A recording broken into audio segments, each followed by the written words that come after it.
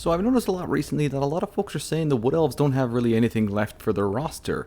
And this is a little weird to me because the Wood Elves actually have a number of units missing from their core roster as well as extra lore things. So that's exactly what we're going to cover today. All the things CA could add to the Wood Elf roster. So kick back, grab a glass of milk, and let's hop right into it. Wow.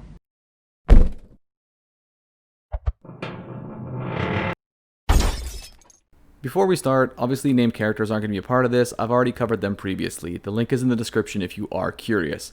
Anyways, let's start with the 8th edition stuff first, and we'll move on to older stuff as we move along. First up, the Shadow Dancer. Its lack of inclusion is fairly well known, but in case you didn't know, the Shadow Dancer is a very bizarre hero to use. They're a melee assassin, but one who has access to the lore of shadows and can change stances to whatever the situation requires. This would make them an extremely niche, micro-intensive unit, but one that could fill a role not really seen in any other hero type in the entire series. And the other hero missing from the 8th edition is Glade Captains. They would be a melee support hero, not unlike the numerous others I'm sure you've seen across various other rosters. However, like with other Wood Elves, they're going to have all the durability of wet tissue paper, which means you need to apply them a lot more carefully than you normally would with their equivalents. Finally, we're still missing a lore type in the Spellweavers. While most people think of them as having access to high, dark, and life magic, they actually technically have access to every lore of magic in the entire game. They would play exactly as you'd expect. They'd be a buffed up version of the Spellsinger. Curiously, the Wood Elves are missing literally every single mount option they have in the entire game, two of which would also be entirely brand new units for the Wood Elves. So the Wood Elves technically have access to Elven Steeds, Unicorns, Great Stags, Great Eagles, and even a damned Forest Dragon as a mount option.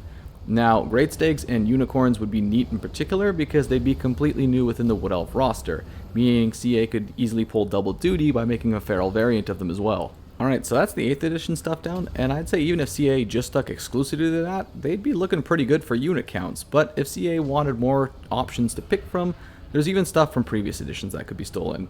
So first up, there's more than just 2 forms of specialty ammunition for the Wood Elves, so CA could inflate their unit count quite a bit by adding in the missing 4 ammo types, these being True Flight Arrows, Swift Shiver Shards, Moonfire Shot, and Arcane Bodkins.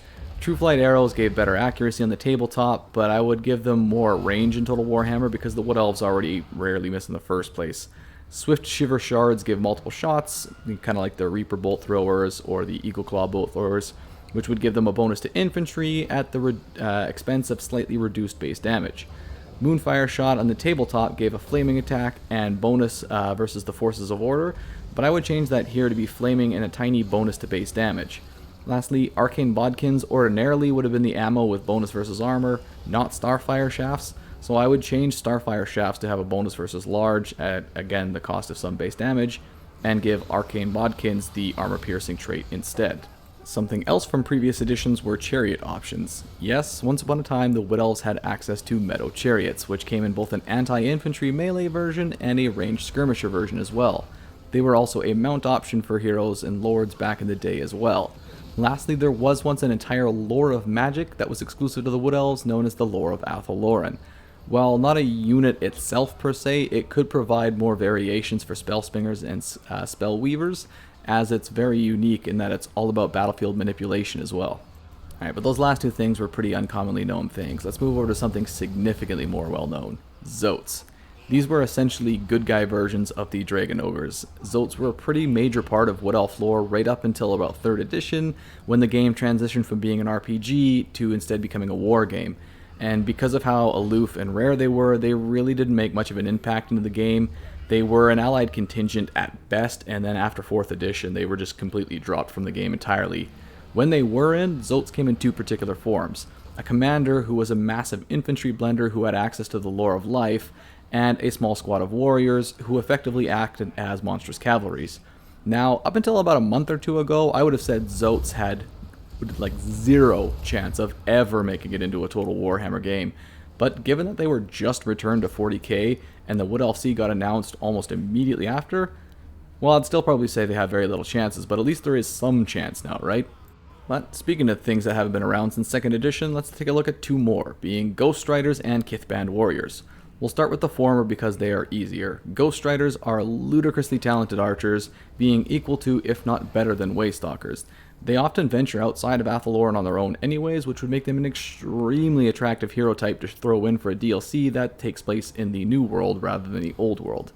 The latter are essentially the militia forces of the Wood Elves and would represent high model count swordsmen and archers in Tier 1, which I will admit is a niche that's already somewhat served by other existing units. But then we get to the Kindred, who have a bunch of variants that are all really interesting to take a look at. Now, several of the Kindred you're already familiar with. The Glade Riders, Wild Riders, Eternal Guards, Spell Singers, Scouts, Warriors, and War Dancers are all Kindreds within Athaloran. Virtually any actual Wood Elf infantry unit that's currently in the game hails from one of those previous Kindred. But there's many ones that you may not have heard of because they're not in the game or represented at all. Altars, or Laithcorn, are elves who have begun to take on aspects of the wildlife in Athaloran, beginning to blend the animals' looks with their own. Glamour Weaves, or Yanela, are those who manage the balance between the Wood Elves and the Forest Spirits within Athaloran and are comfortable around both sides as a result. Vengeance, or Talu, are out for, vengeance, and are typically just there temporarily in order to right a previous wrong. It is considered a very ill omen to stay within that kindred for very long. Lastly, the Younger, or the Harioth, are full of impetuous younger elves that are distrusted by pretty much every other Wood Elf in the entirety of Athaloran. And our last option is again, just more variants, this time in the form of Dryad Wood types. However, I would say you could apply these out to things like Treekin pretty easily in my opinion. They were Birch, Oak, or Willows, with each aspect giving a particular benefit. So Birch aspects had anti-infantry aims with sharp claws meant to cut into exposed flesh. Oak aspects were tanky variants, make to take a lickin' and keep on tickin'. And Willow aspects were your debuffer characters, who could severely reduce the melee attack of nearby enemy troops. Alright, so that's the pass down. What about stealing from the future? No, I'm not talking about 40k, I'm talking about everyone's favorite Games Workshop setting, Age of Sigmar. Now, Age of Sigmar gets a lot of crap, and a lot of it is deserved, but if there's one thing it has done pretty well, I would say it's expanding out the lore of the Wood Elf stuff. We're going to ignore most of it for this particular video, but there's at least one thing worth stealing, and frankly it even has precedent in Warhammer Fantasy anyways. Hunting hounds. So in previous lore, Orion actually had access to a pair of hounds himself, but it was quietly dropped for some reason or another. Age of Sigmar brings the hounds back and lets any of the factions use them. This would be particularly handy because Wood Elves tend to be really good at routing enemy squads, but not so great about chasing them off the field. Adding in hunting hounds would solve that issue big time and would likely go on to become a staple for most people's armies. So that's all the stuff that I can remember from official army lists, but what about lore only stuff? Well, if you're a fan of this channel, you know we're going to delve into that. So let's start with a name that you may have heard in passing during my previous Wood Elf announcement video, blood sedges. These are carnivorous plants. They're essentially like Venus flytraps if they ate humans instead of flies, so like Venus human traps, I guess. They would essentially lock down a single squad and slowly drain their health, but the plants themselves would be quite ponderous and slow, making them very easy to avoid.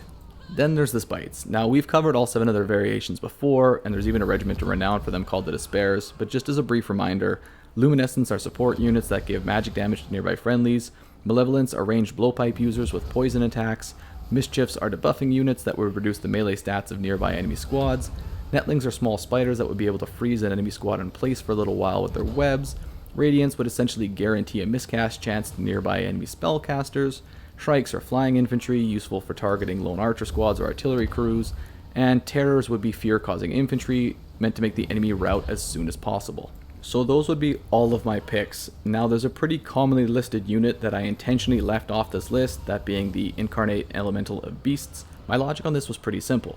It isn't a Wood Elf unit.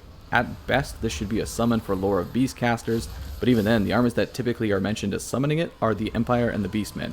Now, I'm not opposed to the Wood Elves getting the option to summon him, I just don't think he's an appropriate unit for the Wood Elves to hire permanently. Actually, in general, I tried to stay away from the Monstrous Arcanum for the Wood Elves here, just simply because I didn't want them to lose their identity as a ranged First Strike faction by having them being able to swim in single entity monsters. Anyways, those are all the units I'm personally aware of that CA could pluck. Now, did I miss something? Was something that I listed incorrect? Did you like the picks?